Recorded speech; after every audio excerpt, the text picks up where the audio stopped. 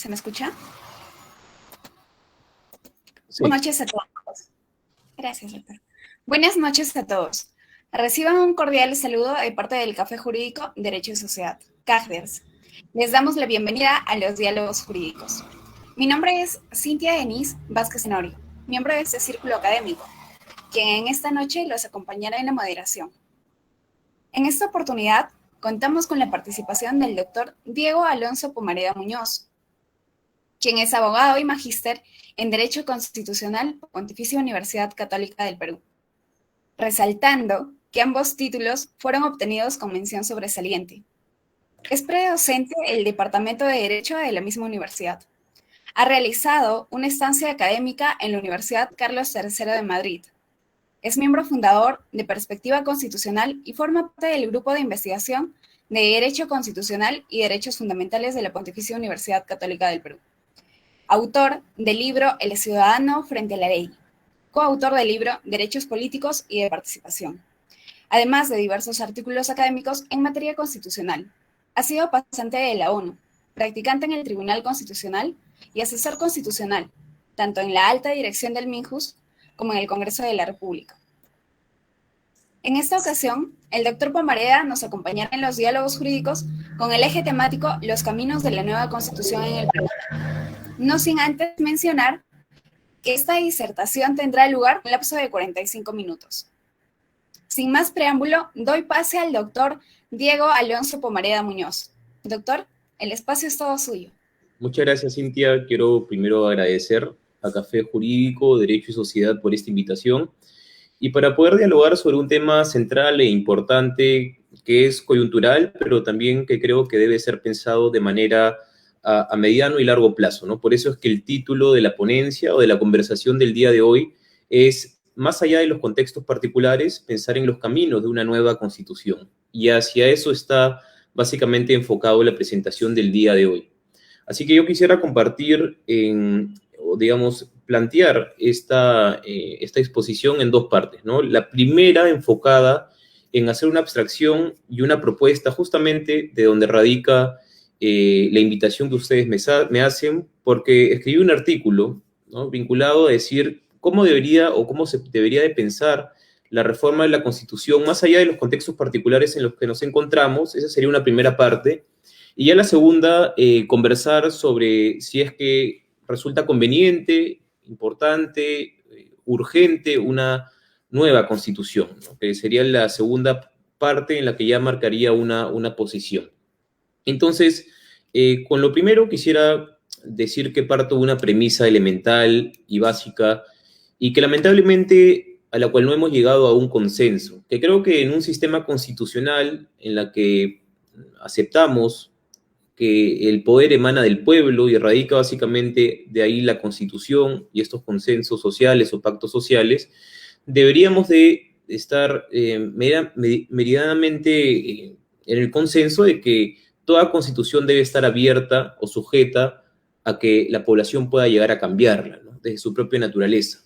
Y recordemos que ya desde la Primera República Francesa se decía, incluso en el artículo 28 de esta Constitución, de que la población o el pueblo tiene el derecho de cambiar, modificar o reformar de manera total la Constitución. Ya desde ese entonces, postrevolucionario, había una idea detrás de que al suponer o presuponer que la población es la que finalmente dota de poder a este documento y finalmente también al poder de donde emana, es un pacto que puede estar sujeto a los cambios del tiempo. Es contingente, sin perjuicio de que entendemos que una Constitución tiene una vocación de rigidez y de mantenerse en el tiempo. No obstante ello, considero que una premisa elemental para hablar de este tema es que la Constitución debe estar abierta a los cambios.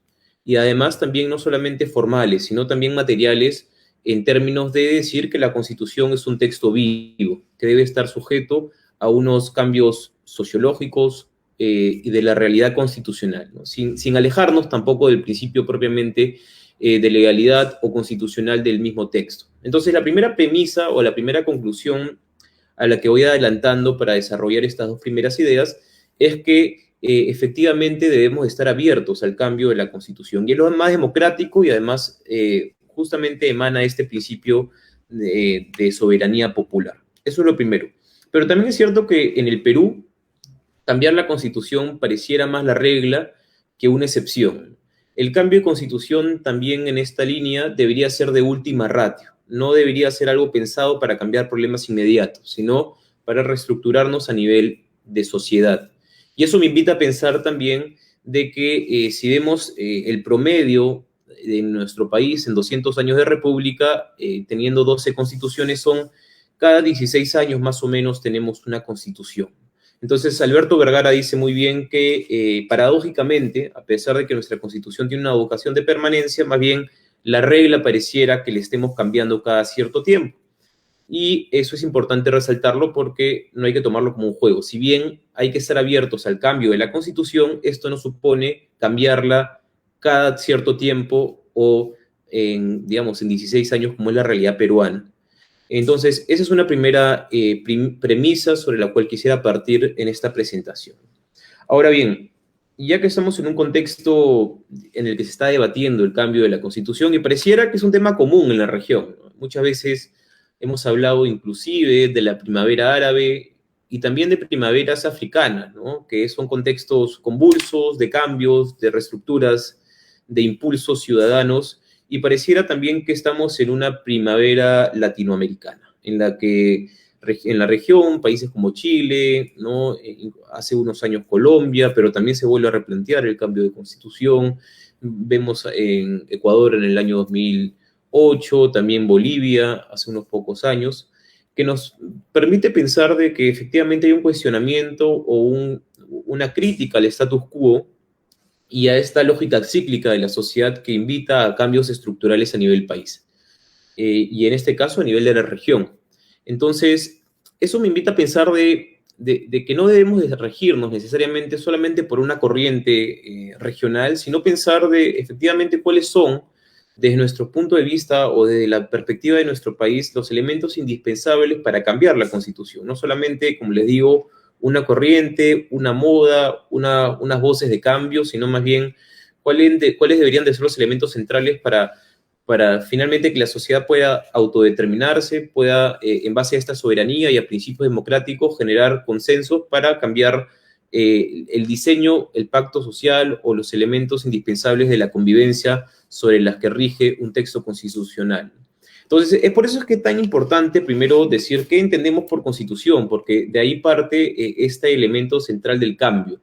Y lo he venido diciendo, ¿no? El pacto social es indispensable entenderlo de esa forma, es un consenso, digamos, una suma de voluntades que lo que buscan principalmente es limitar el poder, la constitución, pero también generar una imagen reflejo del pasado y también tener una esperanza hacia el futuro. Esto lo dice Peter Heberle.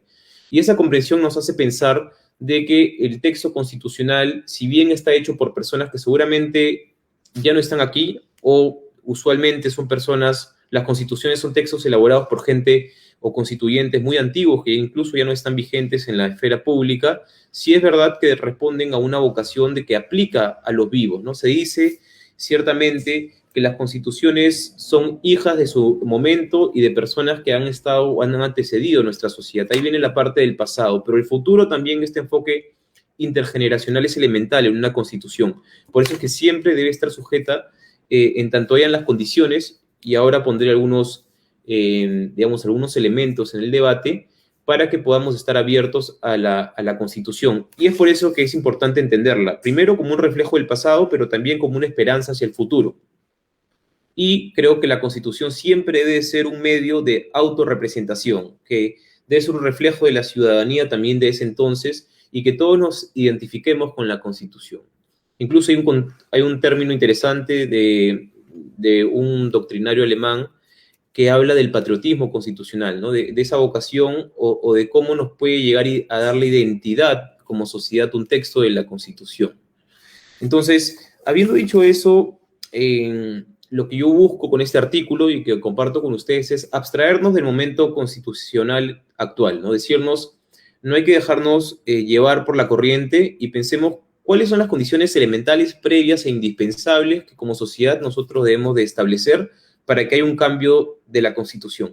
Por más que se dé o no se dé, digamos, siempre es bueno tener una herramienta, un instrumento o las condiciones elementales y reglas, porque en países o en estados constitucionales tan elementales, incipientes, incluso poco democráticos como los nuestros, las reglas rigen un rol importantísimo, porque ya hemos visto que en aquellos espacios porosos de subjetividad, lo que prevalece es la interpretación antojadiza, justamente contingente y en función a los intereses particulares. Entonces, las reglas en los estados constitucionales precarios o agrietados como el nuestro, suponen o requieren reglas claras. Entonces, el primer planteamiento que yo hago es que para que busquemos, no necesariamente hoy o en 20 años o en 100, dependiendo un poco cuál es la vocación ciudadana y los intereses de la colectividad, lo que yo planteo son elementos o presupuestos indispensables. Por ejemplo, ¿cuáles? El primero, que en nuestro Estado constitucional, para que podamos abrir el debate y establecer las herramientas o instrumentos para el cambio de constitución, debe haber un momento constituyente. ¿Y qué quiere decir esto? Previamente, inclusive, al momento constituyente, que es un momento de ebullición social, deberían de haber momentos destituyentes, ¿no? ¿Qué quiere decir esto? Por ejemplo, manifestaciones sociales, cuestionamientos profundos a nivel nacional, que la ciudadanía se encuentre totalmente descontenta con el status quo, que finalmente esto se vaya generando en el tiempo una narrativa social en la que invite e identifique que los cambios centrales de la sociedad y de los problemas de la gente principalmente dependen o radican en la Constitución. Entonces, yo diría que tendríamos que haber forjado para pensar en una nueva Constitución, en un acuerdo social, definitivamente a nivel nacional, en la que hayan personas o líderes o finalmente voceros de un necesario cambio de la Constitución. Luego tiene que ser algo de alta envergadura, no puede ser algo local, circunstancial, ni poco sostenido en el tiempo, porque eso no demuestra una voluntad de cambiar unas estructuras elementales por las cuales nos regimos. Y además también hay dos elementos indispensables adicionales, ¿no? Tiene que haber un consenso nacional en el que los cambios tienen que darse a partir de una reforma constitucional. Entonces, eso nos habla ya de un tropiezo del sistema actual, del status quo, como les menciono, de que la norma constitucional de ese entonces, por la cual nos rige, ya no puede estar a la altura o no está en las condiciones de solucionar, de pacificar y de regir una convivencia de acuerdo a los estándares que la sociedad está requiriendo. Entonces, ese tropiezo yo le llamo un momento destituyente. Por ejemplo, vayamos a Chile, ¿no? Desde el año 2008, disculpen, 2009, ya venía la crisis en la educación, la revolución de los pingüinos, de los estudiantes, de las universidades, las crisis sociales, las crisis culturales, y todo eso iba forjando una narrativa hacia lo que finalmente detonó en un momento constituyente. Entonces, todo eso fue destituyendo el sistema, fue cuestionando todos los regímenes o los clivajes o los estándares propiamente que la constitución de Pinochet les fue poniendo a la sociedad chilena, que por más que se fue reformando, cambiando la constitución, finalmente generó este impacto de lo que se mencionaba, ¿no? No es un tema de 20 pesos, es un tema de 20 años. Entonces, esa narrativa social, ciudadana, invita mucho a pensar que estamos en un momento constituyente. Eso creo yo que es lo primero, ¿no? Entonces estamos hablando de discursos, de consensos, y no hablamos de un momento, digamos, como seguramente Sieyès o Schmitt se ponía a pensar en el siglo XIX, incluso en el siglo XVIII, estos momentos destituyentes en los términos de revolución, en los términos de violencia, de toma de Bastillas, de quemar las revoluciones de los tés, de los timbres. No va enfocada hacia eso el momento constituyente que planteo, o al menos que creo que se debe entender el día de hoy, sino más bien debe ser un momento constituyente distinto a este de Brooke Ackerman, ¿no? Sino más bien a este actual, constitucional, de diálogo, deliberativo. Gargarella diría una conversación entre iguales. Entonces, yo pienso que la lucha o el debate o la ebullición debe ser discursiva, debe ser también una movilización social espontánea, no institucional, donde finalmente la tecnología, las redes sociales, la ciudadanía organizada, los quehaceres o los pesares comunes generen como consecuencia un descontento y esto se traduzca en acciones participativas no violentas. Entonces, esa es una sensación o un ánimo, como les decía, propiamente ciudadano.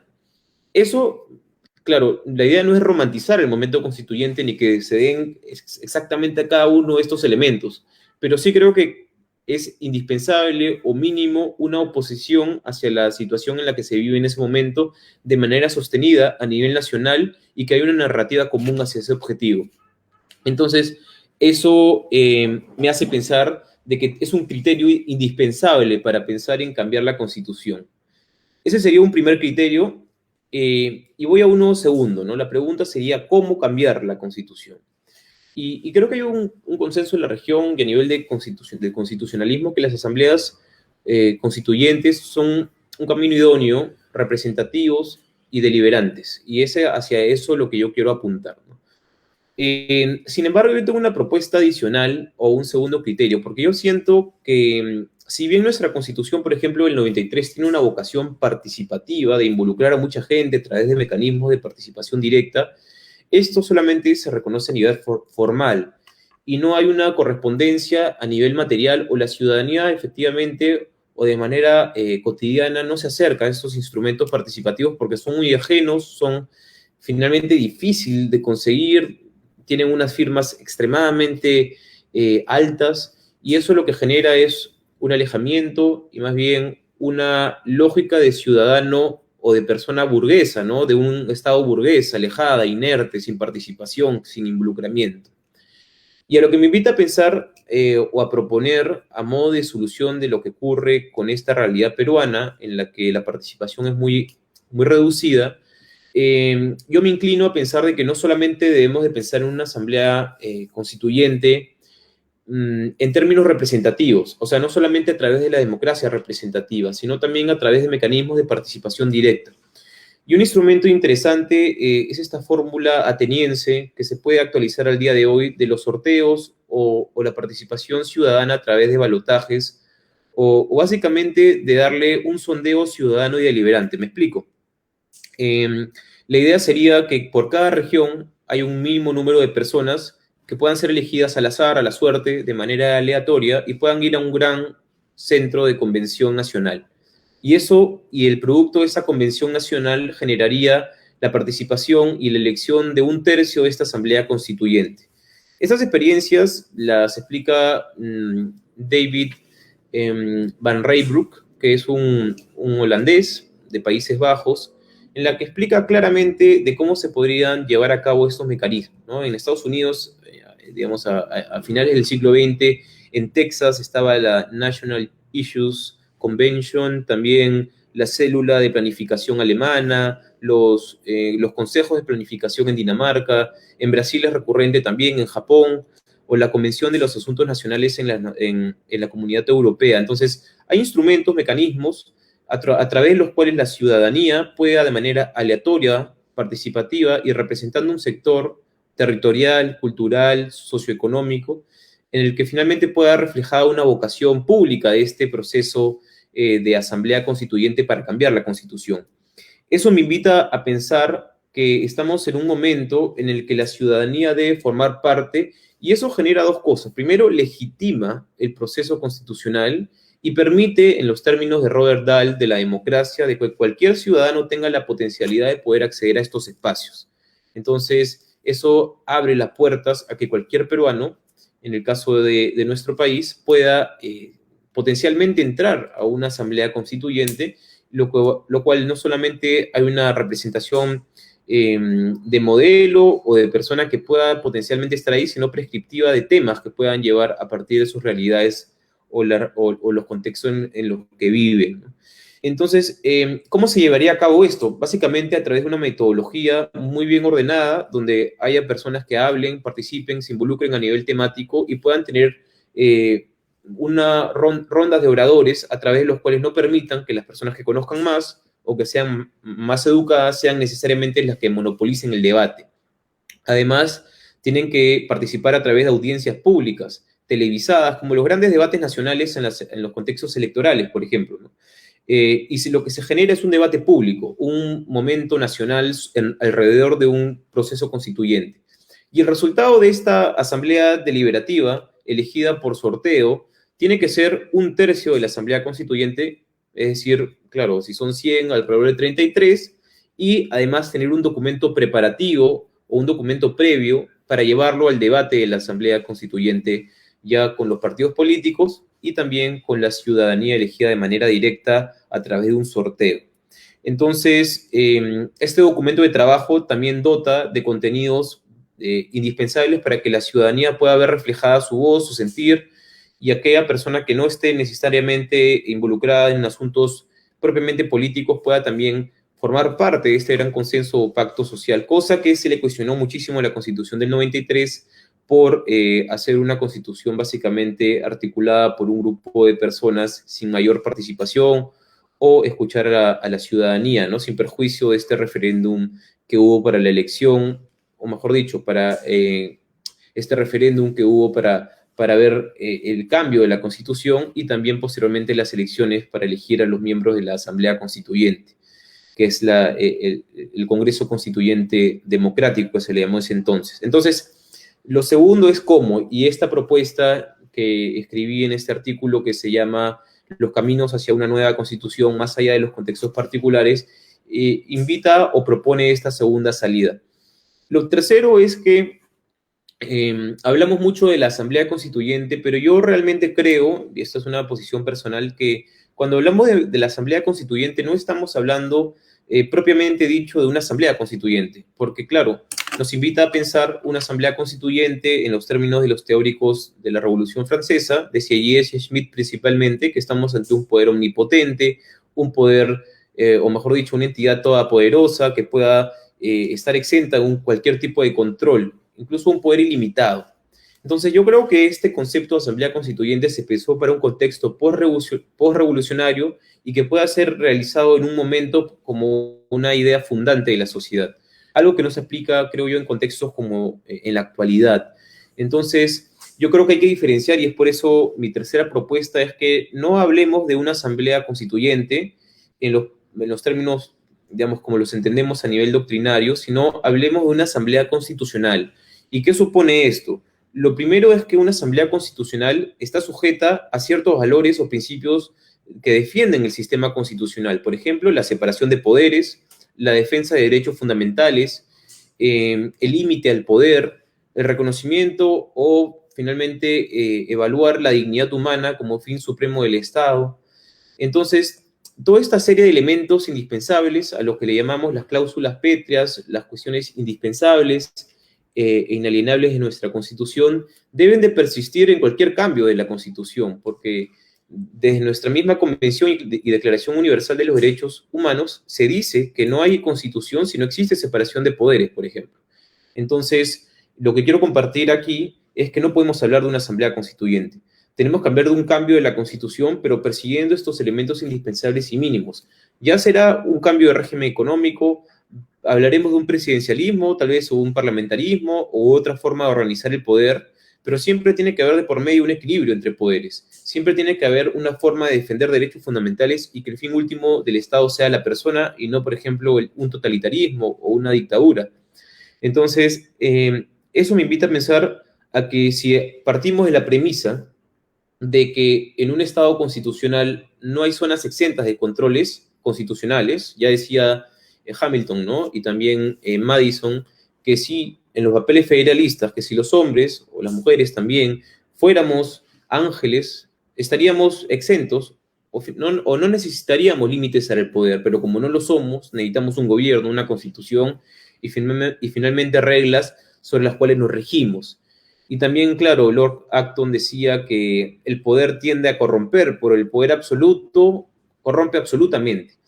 Y eso apunta a lo que vengo diciendo, que no podemos tratar de reformar la Constitución o cambiarla si en base a un poder omnipotente. Creo que sería una contradicción en sus propios términos e incluso podríamos evaluar que estaríamos en una situación que podría avalar inclusive estados extraconstitucionales o que se rijan a principios alejados a nuestra Constitución. Entonces, por eso es que creo que un tercer paso, ya les comentaba, ¿no? Que necesitamos un momento destituyente y constituyente, era lo primero. Lo segundo es que necesitamos una asamblea constitucional con participación de los partidos, de la ciudadanía, pero también a través de mecanismos directos. Y les planteaba este sistema de sorteo.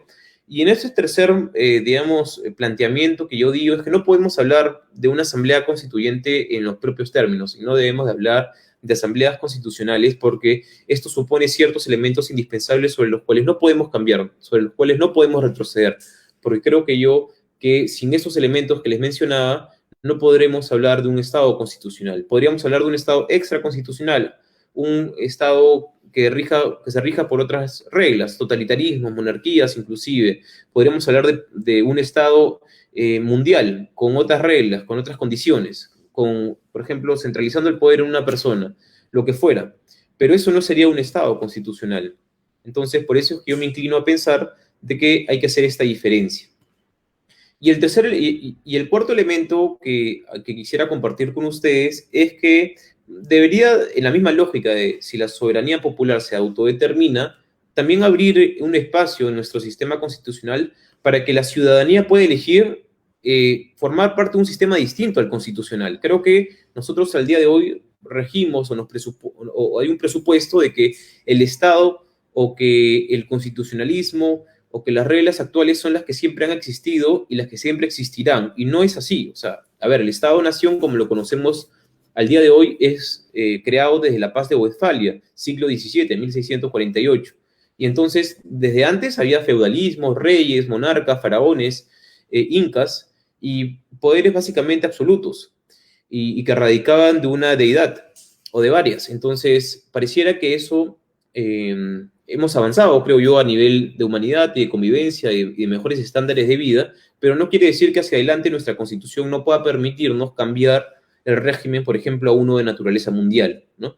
Quién sabe en unos años. Entonces, también hay que habilitar dentro de la Constitución un mecanismo, no solamente para cambiarla, sino también para migrar a un sistema extraconstitucional, que es otra de las propuestas que yo traigo y recojo y se las presento el día de hoy. Entonces, esos son cuatro elementos que creo yo los digo a forma de reflexión más allá de los contextos particulares. Y estos son los mecanismos que creo yo indispensables para pensar en un cambio de constitución. Ahora, claro, la segunda parte, y es a lo que quería también conversar con ustedes, es que si estos criterios que les he explicado, que les he comentado, sobre los cuales yo parto para hablar de un cambio de constitución, son elementos que se presentan al día de hoy en nuestro país. Y la respuesta que yo diría es que no. Básicamente la tesis de la cual yo parto es que actualmente tenemos que seguir algunos elementos indispensables para ver si en el Perú debemos de tener un cambio de la Constitución, ¿no? Y esto es un análisis propiamente, creo yo, desde el enfoque constitucional, y trato de no hacer un análisis propiamente moral o político, porque ahí cada uno tendrá su valoración, su subjetividad, su punto de vista, y es válido y tendrá sus razones. Pero también yo quiero partir de una concepción estrictamente o en la mayor medida de lo posible constitucional, ¿no? Entonces, a ver, decíamos que el primer elemento era que tengamos un momento constituyente, ¿no? O este contexto constitucional predeterminado para generar las situaciones para un cambio de constitución. Yo veía o veo en el país, en nuestro país, que no hay un movimiento social articulado, no hay una narrativa común, no hay una lógica que venga persiguiendo hace algunos años un cambio de constitución, ni tampoco hay un movimiento a nivel nacional. Entonces, estas percepciones que se dicen mayoritarias de cambiar la constitución no las encuentro en nuestro país. Además, ojo, no quiero quedarme solo en este elemento, sino en muchos otros que voy a comentar. Si vamos a nivel de encuestas, el 56%, según Ipsos, disculpen, la población busca cambio moderado, ¿no? Y solamente un 30% busca cambios radicales. En un contexto de pandemia, además, que eso puede estar desvirtuando un poco la vocación de esta encuesta. Además, si vemos desde el año 2000 al 2018, en la OMPE, solamente fueron comprados 6 kits electorales para recabar firmas con una vocación de cambio de constitución. Ninguno de ellos ha logrado un objetivo o ha logrado conseguir el número de firmas requeridos, que es el 10% de la población electoral, alrededor de 2.400.000 firmas. A nivel legislativo he visto o identificado que en los últimos 20 años han habido 20 proyectos de ley para reformar la Constitución en términos de una reforma total o un cambio de la misma, ¿no? Sin embargo, en estas 2 décadas, ninguno de estos proyectos prosperó en el Congreso, ni las vocaciones, o mejor dicho, los partidos políticos se pusieron de acuerdo para que o se prospere esta vocación de cambio de constitución, ¿no? Además, creo también que no hay un claro nexo de causalidad entre los problemas sociales actuales y los cambios de constitución. Inclusive los argumentos más poderosos de las personas que defienden el cambio de constitución son que no hay un derecho fundamental en la educación ni en la de la salud en nuestra constitución, cosa que se aleja de la realidad o del texto constitucional, ¿no? Los derechos sociales están plenamente reconocidos en nuestra Constitución. El problema es que no se materializan, no se concretizan, no se ponen en práctica, y eso no responde a una cuestión estrictamente constitucional, sino más bien a una cuestión de políticas públicas o la política de los derechos fundamentales y de la vocación política y un tema presupuestario. Entonces, creo que de nuestra Constitución al día de hoy no radica los problemas que se tratan de asociar a la misma o a los problemas de la sociedad. Además, momentos constituyentes, como les digo, podría ser el de Colombia con el año 1991, esta séptima papeleta. No sé si recuerdan que un grupo de jóvenes a nivel nacional se organizaron y pudieron capitalizar este descontento ciudadano a tal nivel que pusieron una balota extraoficial, se las dieron a cada una de las personas que estaban en la cola de las votaciones y que preguntaban si querían una nueva constitución o no, y finalmente la ciudadanía, eran 6 papeletas o 6, digamos, cartones para marcar en las elecciones, y la ciudadanía puso una papeleta más, digamos, que era la que los jóvenes le entregaban en la cola para marcar por una nueva constitución. Eso habla de una narrativa, de una vocación pública, de un consenso social, y, digamos, si bien no se contabilizaron esas papeletas como válidas, sí hicieron o generaron en opinión pública un cambio de constitución posterior. Chile, por ejemplo, también les comentaba, en este momento de ebullición en Chile en el año 2018, con el 8 de octubre, lo que se puede identificar es que en ese momento, si veíamos las encuestas, el 2% de los chilenos respaldaban a los partidos políticos y el 3% al Congreso de la República, ¿no? Entonces, sí se veía un descontento generalizado y que venía arrastrándose de décadas anteriores. Y eso nos hace pensar de que efectivamente estábamos ante un momento, además, asociado a temáticas de la Constitución, por ejemplo, trabas constitucionales en materia económica, medioambiental, el acceso a la salud, ¿no? Ahí en Chile era claro que el derecho a la salud estaba limitado por condiciones propiamente económicas y que el Estado no podía tener un rol finalmente garante de estos derechos mínimos. También les decía esta lógica, ¿no? No es 30 pesos, sino 30 años. En Chile se mencionaba eso. Entonces, también habla de una narrativa de esta naturaleza. Y, bueno, lo que les decía, ¿no? Hay una prohibición expresa en la Constitución chilena del Sistema Universal de Salud, del Fondo de Pensiones y demás. Entonces, esto, Hayes, ¿no? Que es una constitucionalista chilena, le llama los enclaves institucionales que la Constitución de ese entonces chilena, o que aún rige, que están en un proceso de cambio de Constitución, generaba para la ciudadanía.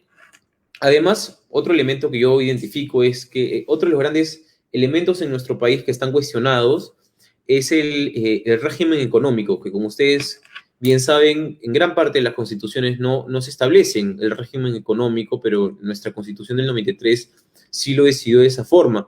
Sin embargo, si vemos los partidos políticos, que son la forma en cómo se organiza la colectividad para finalmente llevar a cabo el poder, vemos que de los 20 planes de gobierno, estaba evaluando eso, al menos 14 creen en la economía social de mercado, ¿no? Entonces, estas expresiones que fundamentan el cambio de la Constitución, como se necesitan derechos de gratuidad de la educación que ya existen, o no existe el acceso a la salud que a nivel constitucional está reconocido, o necesitamos un país libre de corrupción, como si la Constitución fuera un instrumento indispensable para que el país cambie en esos estándares de idoneidad o de probidad nacional, o el derecho al Internet, por ejemplo, son condiciones básicas o indispensables como para generar este cambio o esta reestructura del pacto social. Yo creo, y esta es una valoración personal, que no es suficiente. No hay una narrativa nacional, conjunta, vinculada a los problemas de la ciudadanía, sino más bien parecieran elementos aislados y sobre los cuales se busca perseguir un objetivo estrictamente político. Y creo que también algo central es que si no nos podemos ni siquiera poner de acuerdo sobre cuál es el procedimiento para cambiar la Constitución, va a ser mucho más difícil aún, en un contexto sobre todo como el actual, para llegar a un consenso sobre qué cambiar. Eso va a ser difícil, porque al no tener un momento constituyente, como yo lo creo, y no haber voces que defiendan ciertas materias, va a ser tan heterogéneo el debate, porque van a haber intereses particulares y no nacionales, en los cuales los consensos o los puntos de encuentro van a ser muy difíciles, ¿no? Entonces, Un elemento que también hay que valorar es que en nuestra Constitución no se reconoce el mecanismo de la Asamblea Constituyente. Entonces, una cuestión elemental y previa para poder nosotros hablar de un cambio de Constitución es establecer las reglas. ¿Y por qué lo digo? Porque en cualquier estado como el nuestro, en el que no hay reglas, muy probablemente quien las ponga es el que va a convocar la Asamblea Constituyente. Entonces, generalmente es o el órgano electoral o el Poder Ejecutivo. Entonces, si el Poder Ejecutivo, que está interesado en un cambio de la Constitución, es quien pone las reglas de juego, quiénes participan, en qué plazos, cuáles son los mecanismos, cómo es la forma de las circunscripciones electorales, cómo se eligen a los constituyentes y demás, si no tenemos claros eso, va a haber una, creo yo, perturbación, un involucramiento o se va a desdibujar la figura del proceso constituyente y no va a ser legítimo porque va a estar direccionado. Entonces, yo creería que estos mecanismos deben de estar establecidos de manera previa antes de estos momentos de tensión o de fraccionamiento como en el que nos encontramos, ¿no? Entonces, creo que si no tenemos las reglas, tenemos que hacerlas, ponernos de acuerdo en un contexto democrático y además tener tres elementos indispensables en estas formas de cambiar. Democracia, clave, deliberación, donde todos podemos participar y que los cambios se puedan llegar a materializar a través de las condiciones económicas y sociales en las que nos encontramos. Si no hay eso, creo que va a ser muy difícil llegar a un cambio de la Constitución. Entonces, ¿cuál creo yo que es una segunda conclusión en base a esta ya valoración personal, ¿no? Creo que no nos encontramos ante un contexto constitucional y más bien me inclino a pensar que estamos ante una situación artificial, ¿no? Y no una vocación de cambio de constitución genuina de la ciudadanía, sino más bien me da la impresión que es un cambio de arriba hacia abajo, de una propuesta política, partidaria, electoral, y no más bien de una vocación espontánea y propia de la ciudadanía. Y eso me hace pensar de que todo cambio constitucional, creo yo, debe ser de abajo hacia arriba y no viceversa. Entonces, no estarían dadas las condiciones, desde mi punto de vista, para cambiar la Constitución, ¿no? Ahora, siempre se cuestiona, y hay un elemento adicional acá, la legitimidad de origen de la Constitución del 93, ¿no? Entonces, se dice que hay una legitimidad de origen por el producto del golpe de Estado y por este referéndum que ciertamente fue cuestionado, ¿no? Y yo creo que efectivamente ese referéndum fue amañado. No creo que las autoridades electorales de ese entonces estuvieran en las condiciones de garantizar un proceso electoral. Y también creo que la Constitución no estuvo bien concebida en los términos democráticos que los estoy planteando. Sin embargo, también es cierto de que si bien hay una legitimidad de origen, también hay una legitimidad de resultado y de comprender qué es una Constitución. Por eso es tan importante lo que les mencionaba.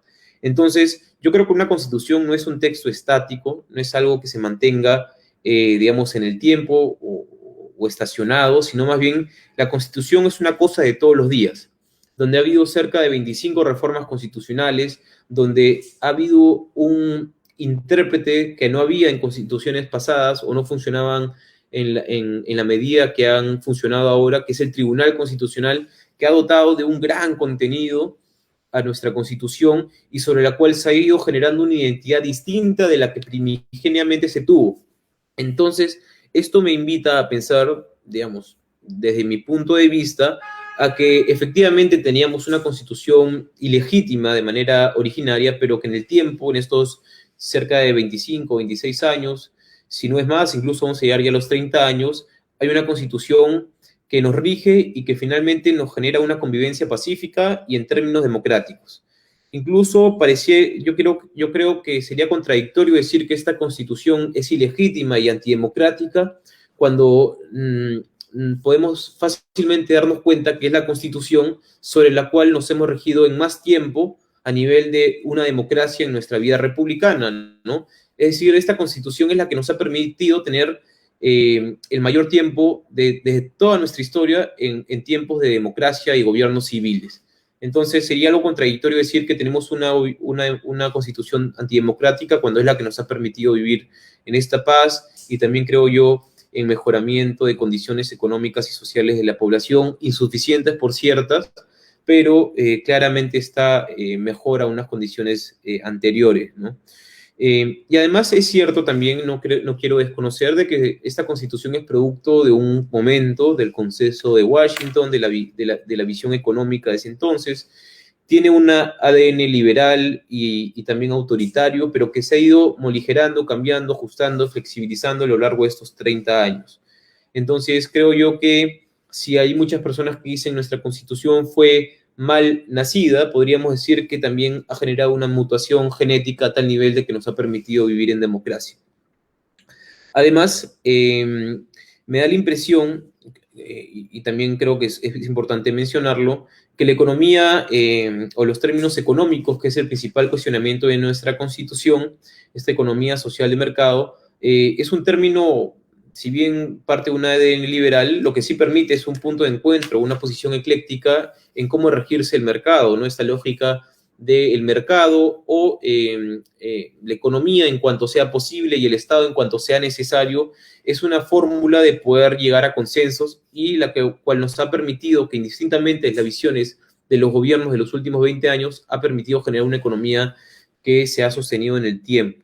Entonces, eso me hace pensar a mí también que nuestra constitución no es ilegítima al día de hoy, que no es... y que más bien se ha ido legitimando en el día a día, ¿no? Es un pacto social cotidiano, diría yo, la Constitución, y esta Constitución es la que nos ha permitido, nos ha encauzado solucionar problemas sociales, políticos, y creo que el argumento que aplica o que se dice de la legitimidad de origen es válido en términos morales, pero a nivel político y jurídico esta visión parte de ver a la Constitución como un texto jurídico formal y que se aleja de la concepción cotidiana, abierta y cultural de la misma.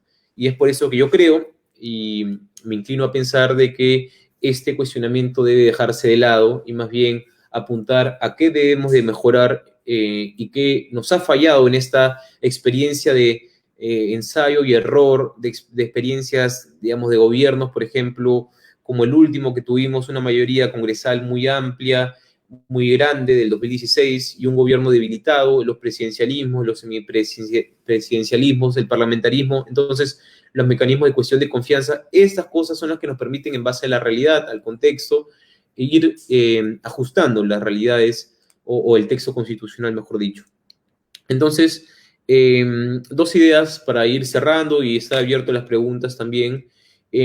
Creo que sin perjuicio de que creo yo que no estamos en el mejor momento o que no se cumplen estas condiciones que he propuesto inicialmente, como no estamos en un momento destituyente, creo que no hay un momento constituyente tampoco, siento que las condiciones no están dadas a nivel materiales, pero tampoco tenemos las reglas de juego y eso genera un riesgo inevitable para que el que inicie este referéndum sea el que ponga las reglas de juego y finalmente genere desvirtuando o deslegitimando el proceso constituyente.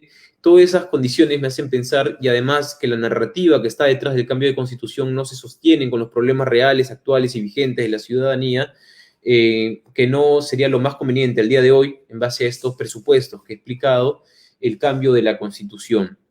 Sin embargo, ciertamente quiero advertir que tengo críticas grandes a la Constitución del 93 y una de ellas es que la Constitución actual no supo definir cuál es la imagen del ser humano en base a los criterios que ha establecido. Creo que si ustedes identifican al dios Jano de la mitología griega, pareciera que estamos con un tronco común en nuestra Constitución, pero con rostros mirando a lugares opuestos. Por un lado, a un mercantilismo, a una economía desenfrenada, sin ningún control, y por otro lado, una visión social, humanista, de la dignidad humana, de la ciudadanía y demás. Entonces, creo que esos puntos de encuentro, si bien el Tribunal Constitucional los ha ido dando, al día de hoy no hemos podido conciliar una economía de libre mercado con una vocación hacia el bien común, ¿no?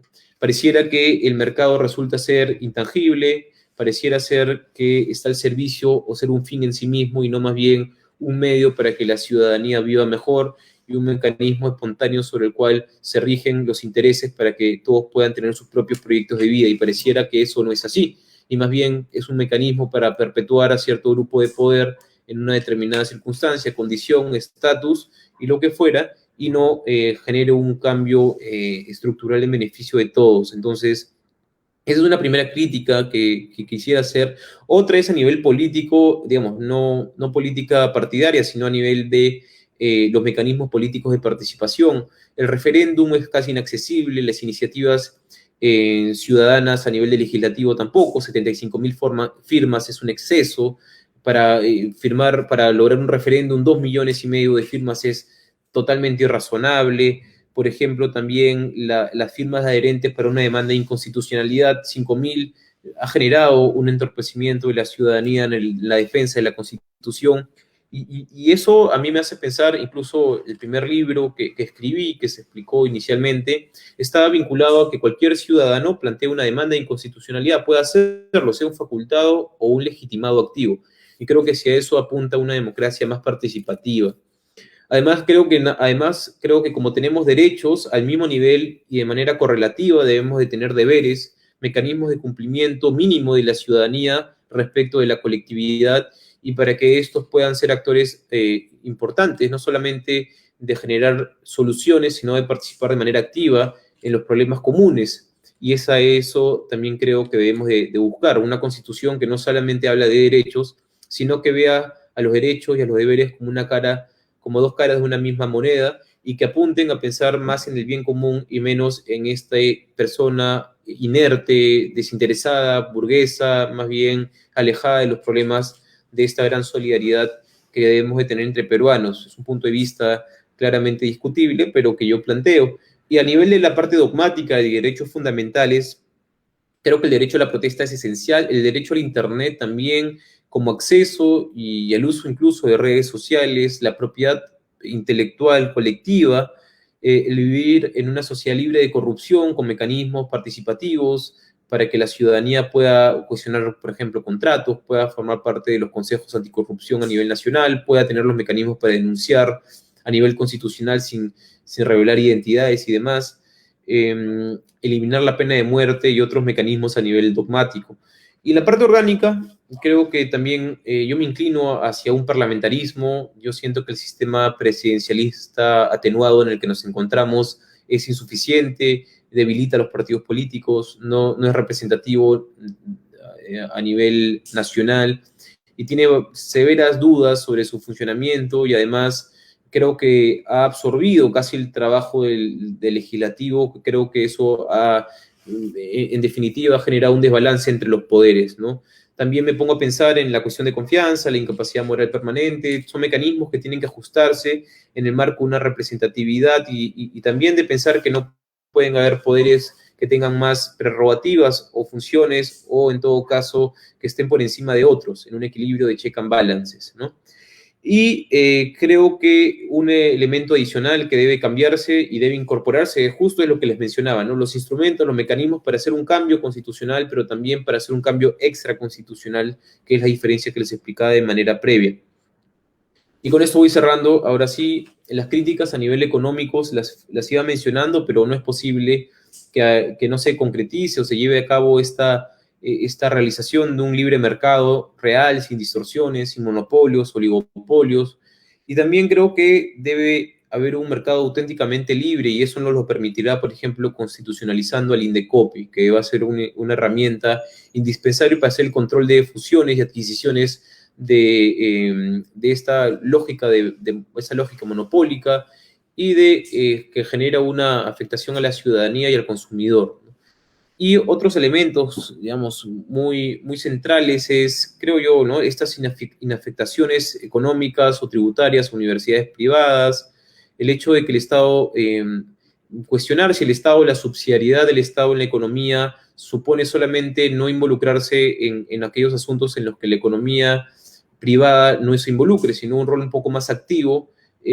Pero claro, la idea no es que el Estado compita con el privado, porque creo que no tiene los incentivos correctos ni la forma de actuar en el mercado como corresponde en términos de eficiencia, y eso lo que genera, creo yo, es un costo político y económico para la ciudadanía. Entonces, para ir concluyendo con esto, sí, la pregunta sería: ¿nueva constitución o reforma total de la constitución o reforma parcial? Yo me inclino por una reforma parcial de la constitución, sin desconocer que debería haber un espacio actualmente para que para que no digamos, los congresistas actualmente no sean los que reformen la Constitución de manera parcial. Tal vez un grupo de trabajo consensuado, deliberativo, elegido o diseñado de tal forma de que tenga esa sola función y no esté distraídos en las cuestiones políticas cotidianas. Y lo segundo es que no tengan intereses particulares y no piensen en el país, ¿no? Entonces, eso me permite pensar que en un contexto de fragmentación, de crisis sanitaria, y que tengamos, y sin un procedimiento claro, lo que podría generar, desde mi punto de vista, es una crisis mucho más grave de la que nos encontramos al día de hoy. Y creo que nuevamente, partiendo de estas concepciones o estos presupuestos a los que he compartido con ustedes, no estaríamos en la situación idónea para generar un cambio de naturaleza constitucional, ¿no? Entonces, con estas ideas voy cerrando. A modo de conclusión, diría que para que un país o un Estado constitucional busque un cambio, debemos de tener un momento constituyente, un momento destituyente, una forma de cambiar, una asamblea constituyente con partidos, pero también con participación directa de la ciudadanía a través de estos balotajes o sorteos, y también diferenciar entre lo que es una asamblea constitucional y una asamblea constituyente extraconstitucional, teniendo sus presupuestos ya no que son más allá del contexto particular, como llamo en mi artículo. Vamos a lo que ocurre el día de hoy. Creo que no estamos en un momento constituyente, como lo comentaba. Tampoco creo que están las reglas claras definidas de cómo cambiar la Constitución, lo cual nos puede traer problemas. Y además hay ciertos problemas, o la ciudadanía tiene o aqueja problemas que no están directamente vinculados a la Constitución, lo cual sí nos puede permitir un cambio, una reforma parcial, pero no generar estas condiciones o riesgos que podrían generarnos una asamblea constituyente en los términos que se está planteando. Entonces, eso nos permite decir que no estamos cerrados, o mi posición es que no estoy cerrado a un cambio de constitución. Sin embargo, por lo que he explicado, no estaríamos en el momento idóneo y necesario para hacerlo. Con eso concluyo y les agradezco haber compartido conmigo este espacio, y definitivamente quedo abierto a si hay alguna pregunta, inquietud, interrogante, y como les decía, ¿no? De nada sirve o es en vano hablar de los cambios de constituciones de manera solamente académica o distanciados de la ciudadanía, sino más bien esto debe ser un diálogo entre iguales, una conversación deliberante y con principios democráticos y republicanos. Con eso concluyo y, bueno, Cintia, no sé qué viene y te doy el pase entonces. Muchas gracias. Muchas gracias a usted, doctor. La verdad, sí, por su excelente disertación. Pasamos a la absolución de las interrogantes. Tenemos algunas interrogantes seleccionadas por parte de los participantes. Jan Andwer pregunta, ¿cuándo estaríamos a su consideración frente a un proceso constituyente? Entonces, ¿respondo cada pregunta o voy sumando? Tú me comentas cómo prefieres. Cada pregunta, doctor. Le Okay. voy a pasar porque son seleccionadas unas 4 o 5 preguntas. Excelente. Entonces, lo que yo comentaba es que un proceso constituyente se da cuando hay un punto inicial que va destituyendo la situación anterior, también en la que se crea un punto de ebullición donde ya se genera este espacio de asamblea constituyente y que concluye con un referéndum ratificatorio para tener un nuevo texto, ¿no? Un texto desde cero. Todo eso es el proceso constituyente. Yo creo que si no tenemos el primer elemento, que es el momento que destituye y momento que constituye, no podríamos hablar de un proceso constituyente. ¿Cuándo creo yo que podemos tener este momento? Cuando tengamos un acuerdo social, un debate a nivel nacional, un consenso nacional, un periodo de transformación en un grupo de años importantes, que genere una ruptura del status quo, ¿no? Que nos genere un tropiezo del orden político actual, que sea insostenible. Por ejemplo, les decía, en Chile un 2% quería a los partidos políticos, un 3% quería al Congreso de la República. Identificaban cuáles eran los problemas esenciales de la Constitución y que se correspondían con la realidad de la gente. Y esto venía trayéndose con actos preparatorios de 20 años o 30 años hacia atrás. En Colombia igual, ¿no? En Bolivia también se dio de esa forma. Entonces, yo creería, y un poco respondiendo a la pregunta, es que necesitamos generar una narrativa nacional, una identificación de problemas y como un pacto social entre la soberanía popular, digamos, los colectivos, la ciudadanía organizada, los individuos y todos poder llegar a un consenso deliberativo nuevamente, no a través de la violencia, de que el sistema es insostenible, de que no podemos más y que tenemos que organizarnos de tal forma en la que tenemos que cambiar este pacto social en el que nos encontramos. Entonces, si es así, creo que ya estaríamos listos para convocar a un referéndum que nos diga ya formalmente si la ciudadanía está de acuerdo o no con un cambio a la Constitución. A mí lo que me preocupa es que si no tenemos estos presupuestos previos, cualquier gobernante puede decir al día de hoy queremos un cambio de Constitución y como se asocia usualmente los problemas de la cotidianidad con un problema constitucional, automáticamente la gente o la población acepte o diga que sí, y lo que va a generar como consecuencia es un proceso de arriba hacia abajo que no está legitimado y como consecuencia un proceso que no conlleva nada exitoso, ¿no? Entonces, esa es la preocupación. Pero claro, acá el cuestionamiento que se hace es que no podemos ilusionarnos o podemos generarle un sentimiento poético a un momento constituyente. Yo no creo eso, pero sí hay ciertos indicadores, cuestionamientos, rupturas sostenidas, que lo que nos permite pensar que estamos en un momento constituyente. Tal vez yo me ponía a pensar que con esto que ocurrió con las marchas de Merino, cuando hablamos de 3 millones de personas que se manifestaron, que usaban sus cacerolas, que salían a marchar en cualquier parte del país, que había una narrativa conjunta, común, que había redes sociales, colectivos, ciudadanía involucrada. Yo me ponía a pensar, creo que esto nos más cerca a un momento de ebullición que hemos tenido en nuestro país. Pero claro, lo problemático, digamos, a efectos de un cambio de constitución, es que una semana después nadie se organizó, o sea, no es sostenido, no es algo que responda a una necesidad estructural del país, sino más bien a una coyuntura, ¿no? Entonces, y antes, claro, la marcha de los cuatro suyos, la marcha contra la ley esta Pulpín, y contra la elección de los magistrados del Tribunal Constitucional, pero son circunstancias aisladas, digo, relacionadas a un problema coyuntural. Entonces, Alberto Vergara habla de esta ciudadanía de ocasión. Entonces, si no tenemos una ciudadanía que se mantenga en el tiempo y que se identifiquen problemas comunes y hay una narrativa nacional, creo que va a ser muy difícil lograr un cambio constitucional, porque finalmente, y con esto concluyo, va a ser muy difícil porque si no identificamos bien cuáles son los problemas, el resultado de ese proceso constituyente no va a estar a las alturas de las expectativas de la ciudadanía porque no se va a corresponder con las quejas primigenias, ¿no?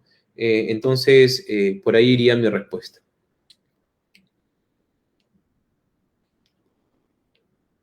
Muchas gracias, doctor. Tenemos la otra pregunta que la formula Luz Eulabel. ¿La rigidez que tienen las normas constitucionales no sería un justificante suficiente para el cambio de una constitución? ¿Esto atendería a la problemática social, a la actual problemática social? A las problemáticas sociales actuales. Sería interesante preguntarnos en base a la pregunta ¿qué se entiende por rigidez constitucional? ¿No? Porque hay un debate doctrinario sobre esto, pero lo que usualmente se conoce en nuestro país como rigidez es que esta constitución tenga mecanismos o instrumentos que dificulten o que pongan instrumentos altos para el cambio de la constitución, ¿no? O sea, unas mayorías calificadas, por ejemplo, o mecanismos participativos complejos para que se preserve el texto constitucional y hay una vocación, nuevamente, de que la Constitución se mantenga en el tiempo. Entonces, ese sería, digamos, al contrario de lo que se dice en la pregunta, sería un argumento a favor para decir que la Constitución se mantenga y no se cambie. Entonces, la rigidez constitucional lo que genera es que no haya un cambio a la Constitución, que se mantenga, que se vaya activando, que vaya mutando, que vayan interpretándose las cosas y que vaya modificándose a través de las vías constitucionales, como la reforma total, la reforma parcial o los cambios a la Constitución a través de leyes de iniciativa de reforma constitucional. Entonces, claro, básicamente si aclaro el concepto de rigidez, el resto de la pregunta queda respondida, que es no, más bien la rigidez lo que invita o lo que provoca es el que se mantenga en el tiempo, ¿no? Y yo creo que finalmente si una constitución es un pacto social fundante en base a las reglas de convivencia para perseguir cierto objetivo como comunidad política, debe mantenerse en el tiempo. En tanto no sea insostenible, en tanto no generen las condiciones para que la ciudadanía no pueda vivir dignamente. Entonces, ahí es el momento en el que decimos, basta ya, cambio, ebullición, ruptura y entorpecimiento del status quo. Y eso lo que nos permite es forjar un nuevo pacto social en el marco constitucional o, digamos, por otro lado, cambiar todo el sistema e irnos a algo que seguramente en el futuro existirá como un consenso entre estados, o ni siquiera un estado único mundial, por ejemplo, ¿no? Me pongo a pensar, o relaciones distintas a las que existen el día de hoy. Quién sabe, pero no debemos estar cerrados a esa forma de ver la organización social, ¿no? Gracias Bien. por la pregunta, muy bien, está interesante. Luis Lizana pregunta, a su consideración, sin un ánimos verdadero de establecer una nueva constitución, ¿habría un riesgo de manipulación en el establecimiento de esta? ¿No se buscaría sino atender las necesidades de la población? En este caso, ¿se atenderían solamente de algunos poderes? ¿Puedes repetir la última partecita, por favor, que no entendí? A su consideración, sin un ánimos verdadero de establecer una verdadera constitución, ¿habría un riesgo de manipulación en el establecimiento de esta? ¿No se buscaría atender las necesidades de la población, sino solamente de algunos poderes? Esa es mi tesis. Gracias por la pregunta. Esa es la tesis de la cual yo parto, ¿no? Yo creo que si no hay reglas claras previas a la convocatoria a un proceso constituyente, lo más lógico, digamos, para un poder antidemocrático o aquel gobierno que quiere preservar el poder, como bien se indica en la pregunta, va a ser que ellos establezcan las condiciones y las reglas de juego para que finalmente se puedan ver beneficiados y sus políticas de gobierno se correspondan con una constitución. Eso, en la realidad latinoamericana, lo que ha generado es dictaduras, lo que ha generado es, digamos, poca alternancia en el poder y poderes casi absolutos. Entonces, creo que no es el camino por el cual debemos ir. Por eso es que el título del artículo, que los invito a leer, que es un poco lo que origina esta ponencia, es los caminos hacia una nueva constitución más allá de los contextos particulares. Yo creo que los peruanos debemos de tener la capacidad de abstraernos de lo que ocurre hoy y poder organizarnos para ponernos de acuerdo de cuáles son las reglas de un eventual cambio de constitución. Pero al día de hoy, como bien indicas, si no hay reglas, si no hay una vocación o un animus ciudadano, del cual yo no lo identifico, y más bien pareciera que es un discurso impuesto de un grupo político que ganó unas elecciones, pero que incluso no fue lo suficientemente representativo para pasar un 20%, nos habla de que más bien es una propuesta política más que de un pacto social ciudadano que esté al alcance de todo el país.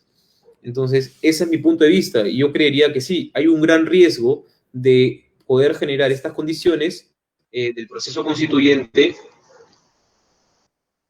Lo siento, no puedo ayudarte con eso. Creo que la computadora se activó una función. Entonces, mi conclusión a lo que iba era, sí, estoy de acuerdo con la pregunta y respondería de manera afirmativa. Si no hay un ánimo de la ciudadanía de que haya un proceso constituyente, más bien buscaría fortalecer el poder de turno, eso es lo primero que yo creo, y la experiencia comparada lo muestra. Y lo segundo es que no habría una correspondencia entre la expectativa de la ciudadanía en el proceso constituyente con el resultado, y eso lo que genera es delegitimación. Bien, tenemos la siguiente. Sara Barrios tiene la siguiente interrogante. ¿Considera que el cambio de constitución traería desestabilidad? ¿Se hablaría entonces de una estabilidad con esta constitución? ¿O en todo caso se hablaría de una reforma que sería lo más adecuado? Gracias, Sara, por la pregunta. Sí, yo creo, estoy convencido de que un cambio de constitución en un contexto como el actual genera desestabilización, pero no quiere decir eso de que yo esté cerrado al cambio de constitución. ¿Por qué creo que desestabilización? Porque primero lo que genera es impredictibilidad, es decir, no sabemos cuáles serán las reglas de juego hacia el futuro. Y eso es para mí, desde mi punto de vista, afectaría seriamente a la economía también, porque un empresario no va a poner su capital en un país donde no sabe cuáles van a ser las reglas de juego acá en adelante. Entonces, no hay que desconocer que la economía o la política económica se rige también en base a ciertas especulaciones o predictibilidades o proyecciones a futuro. Entonces, si no hay una predictibilidad, va a generar un contexto de caos en términos económicos, creo yo. Además, genera desestabilidad porque como no hay un consenso político sobre las reglas previas para llevar a cabo el mismo, va a ser muy difícil que se llegue a cabo a consensos sobre el contenido de los mismos. Entonces, lo que va a generar es un enfrentamiento político más que una lógica de consensos en base a problemas comunes. Entonces, en un país donde vemos que hay un 49.9% que piensa una forma y el 50.01% que piensa de otra, va a ser muy difícil encontrar un consenso. Entonces, eso genera inestabilidad política. Y como hemos visto en este estándar de Moody's, una de las razones por las cuales hemos decrecido en nuestra confiabilidad económica a nivel de créditos internacionales es justamente la crisis política. Entonces, la idea, o sea, lo que subyace a esta idea no es que el poder económico debe estar por encima de la realidad social o de la realidad política, pero no hay que dejar de entender que hay una correspondencia entre una acción política y un bienestar económico para la ciudadanía. Entonces, eso también hay que tomarlo en cuenta. Entonces, mi respuesta sería que efectivamente creo que generaría una inestabilidad grandísima y podría nuevamente ser un riesgo para la democracia porque no hay reglas claras previamente establecidas. Y esa es un poco la tesis que trato de defender también en esta ponencia. Ok, tenemos una postura, doctor, por parte de Richard Quispe Cunha. Sí se hablaría de una nueva constitución, porque la utilidad de una nueva constitución reside en que debe reconocer la pluriculturalidad de su gente, garantizar desde una adecuada inconstitucionalidad política los derechos y libertades fundamentales de todos sus ciudadanos, y que sea un instrumento que permita realizar las aspiraciones e ideales de la sociedad en un momento determinado de su historia. Teniendo en consideración ello, es el rol transformador y promotor de cambio que se espera de una constitución. Entonces, ¿no sería posible una nueva constitución en ese contexto? Por supuesto, Richard, yo estoy de acuerdo contigo y te agradezco por la pregunta. Efectivamente, creo que estamos en la misma línea. Yo creo que con estos presupuestos que planteo en la ponencia, debemos estar abiertos, todos los demócratas, a que la ciudadanía pueda ponerse de acuerdo en cambiar una constitución. Eso es claro. Y siempre y cuando respondan, o sea, un reflejo o una autodeterminación de los vivos, de los que viven al día de hoy, de los problemas, teniendo un reflejo del pasado y una proyección hacia el futuro, ¿no? Esta visión intergeneracional, sobre todo que está vinculada al medio ambiente y las responsabilidades que explica John Jonas, ¿no? Entonces, claro que sí, estoy de acuerdo. La pregunta es ¿cómo? ¿Cuándo? ¿Quién? ¿Y en qué contexto? Entonces, es ahí donde comienzan a entrar los matices. Desde mi punto de vista, efectivamente, en tanto constituya lo que tú bien mencionas, que es lo que responde a una constitución, podría estar abierta a los cambios. Pero también es cierto de que si la ciudadanía no tiene identificado en cuáles son los problemas que tienen en su día a día y que estos se vinculen al texto constitucional, no necesariamente puede ser la vía que va a solucionar los mismos. O sea, la corrupción no se va a solucionar a raíz de un cambio de constitución, ¿no? Sino más bien tiene que haber políticas de Estado, transparencia, valores, control, sobre todo control. Yo creo que la corrupción viene mucho por la falta de control. Y demás. Entonces, eso en la Constitución te dará herramientas, pero no será suficiente, ¿no? Tampoco, digamos, por ejemplo, otro de los problemas del Internet, ¿no? Yo también tengo un artículo en el que escribo de cómo deberían reconocerse los derechos fundamentales y llego a la conclusión en la que los derechos fundamentales que se exigen a nivel constitucional para este cambio no presuponen o no son un prerequisito que estén en la Constitución para que sean satisfechos. o mejor dicho, para que sean materializados por el Estado. Claramente hoy hay un consenso nacional en el que el Internet es clave. Incluso es una condición previa para el ejercicio de muchos derechos fundamentales. El tema es que no hay una fibra óptica, que no hay accesibilidad, que los satélites son muy caros, que no hay infraestructura. Entonces, un cambio de constitución, como diría Verstich, una constitución más bien bastante que apela a incluir todos los asuntos de la sociedad en un texto constitucional, eso nos invita a pensar de que va a ser una constitución que va a ser ficticia, va a ser más bien poco materializada y concretizada. Más bien deberíamos de pensar en cómo solucionar los problemas de la gente, no a través de populismo, porque yo entiendo el populismo de la siguiente forma: plantear problemas o plantear soluciones fáciles a problemas difíciles.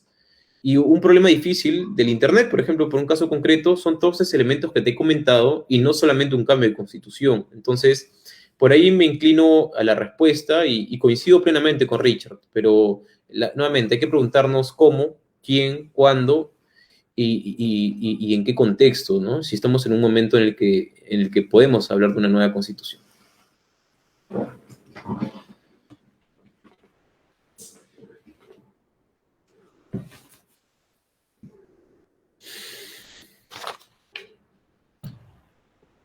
¿Se me escucha, doctor? Sí, se me escucha. Sí. Lo que pasa es que aquí en la ciudad de Ayacucho está lloviendo, entonces tenemos problemas con el internet. Justo hablando del tema. Sí. Entonces, tenemos la interrogante Esail Palomino, quien refiere, ¿cuál sería la forma más viable para la búsqueda de una nueva Carta Magna? ¿Y qué escenarios podrían generar esto sin la opción del referéndum, teniendo en cuenta que pareciera que los poderes del Estado en la actualidad no tienen la capacidad de afrontar ello? Interesante la pregunta y le agradezco. Nuevamente, yo tengo una tesis, la planteo acá y es lo que trato de defender. Yo creo que primero debemos establecer para cambiar la Constitución, establecer reglas claras previas. Haber un momento constituyente, primero, clave, con todos estos elementos que he mencionado. Lo segundo es que haya reglas de naturaleza democráticas, deliberativas y participativas. ¿Qué quiere decir esto? Que la democracia o la Constitución se haga en base de principios de democracia, que pueda haber libertad de expresión, que cada uno pueda manifestarse libremente sobre lo que cree, sobre cuáles son sus condiciones, su cultura, el multiculturalismo, su visión del mundo y demás, sus cosmovisiones. Eso es lo segundo. Lo tercero es que haya un mecanismo de deliberación, que sea una conversación entre iguales, que no hayan grupos de poder, grupos económicos, organizaciones que acaparen el debate, sino que hay una participación deliberativa auténtica y republicana. Entonces, esas son las tres condiciones para mí indispensables. Y que hay una metodología y un diseño de recabar información, experiencias y también problemáticas para que puedan verse reflejadas en la nueva Constitución, puedan ver reflejados esos problemas que se identifican a nivel social, político y económico de la población, ¿no? Solo eso nos va a permitir tener un resultado favorable en función a las expectativas que se tiene. Ese es mi punto de vista, ¿no? Y además yo creo que la nueva Constitución no debe ser algo a lo cual nosotros como ciudadanos debemos, o en ese tipo de ponencias, promover o inducir. Yo creo que, en base a lo que he explicado, las nuevas constituciones se dan de manera espontánea. Es resultado de un tropiezo, de un status quo, de un descontento, de un hartazgo, de una ruptura. Entonces, eso es lo que genera, y también, como les digo, yo creo que lo que nos diferencia ahora de estas revoluciones o estos cambios post-revolucionarios es que, primero, no hay que utilizar la violencia. Creo que tenemos un Estado medianamente democrático, tenemos libertades, y lo tercero es que tenemos tecnología y medios de comunicación. Todo eso nos permite organizarnos. Entonces, si tú me dices cómo lograr la nueva Constitución, yo estoy seguro que la población basta, si encuentra el momento en el que está harta, ya proclive a patear el tablero, lo sabremos, seguramente estaremos involucrados con el cambio y procuraremos unas mejores condiciones de vida para los peruanos.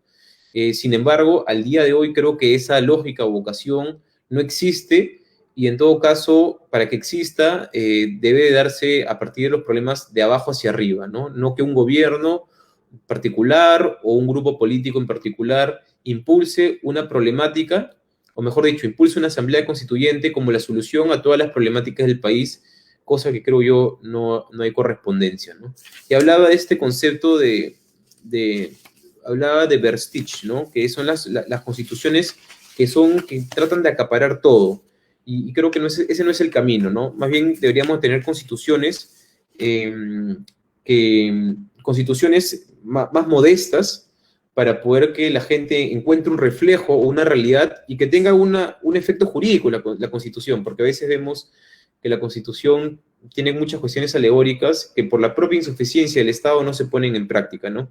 El concepto que les decía es con las constituciones ambiciosas, ¿no? Hay una diferencia entre estas constituciones populistas, totalitarias y ambiciosas. Yo creo que debemos de apelar más bien a unas constituciones modestas y también en función a cuál es el presupuesto que tenemos y qué es lo que buscamos como sociedad. Eso es clave. Un poco sería mi respuesta. Muchas gracias, doctor. ¿Algunas palabras finales? Sí, primero agradecer, las preguntas han estado muy interesantes, me hubiera gustado poder verlos y hacer esta retroalimentación, pero bueno, entiendo que el formato no lo permite, pero agradecerles de todo corazón por dedicarles un poco de tiempo a escuchar este tema, a algunos planteamientos que hago, seguramente algunos estarán de acuerdo, otros no, pero creo que el mejor acuerdo al cual podemos llegar es que podemos no estar de acuerdo, ¿no? O sea, el mejor acuerdo es no estar de acuerdo, y eso lo que nos permite es tener un debate deliberado, a la altura, y si queremos nuevamente una nueva constitución, bueno, pensémosla, construyámoslo en el tiempo, identificamos cuáles son los elementos a ser cambiados, y si el momento y las condiciones llegan a estar y consideramos que podemos vivir de una mejor forma, adelante, pero por el momento creo yo que las condiciones o el fraccionamiento no permiten esa salida. Con eso, nuevamente agradecer y seguramente habrá otra oportunidad para seguir compartiendo espacios, reflexiones. Y bueno, a veces me dicen que comparta esto, pero si gustan, yo estoy igual difundiendo contenido en mis redes sociales. Mi nombre es Diego Pomareda, de Pomareda en Twitter o en Instagram. Ahí pongo algunos artículos, publicaciones que hago y encantado de poder recibir retroalimentación. Eso sería todo, Cintia. Muchísimas gracias a ustedes. Muchas gracias, doctor.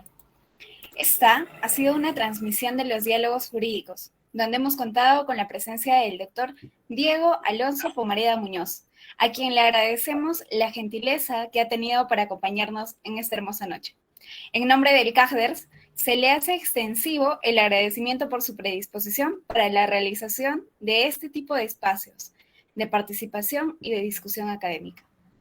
De esta manera, damos culminada esta sesión de diálogos jurídicos. No olviden seguirnos en nuestras distintas plataformas virtuales. Nos encuentran en Facebook, Twitter, Instagram, website y demás, como CAGDERS, Café Jurídico, Derecho y Sociedad, para tener mayores eventos. Esta ha sido una transmisión gracias a Café Jurídico, Derecho y Sociedad, CAGDERS, acercando el derecho a la sociedad. Muy buenas noches. Buenas noches, doctor. Gracias, Cintia, por todo, ¿no? Nos vemos. Gusto.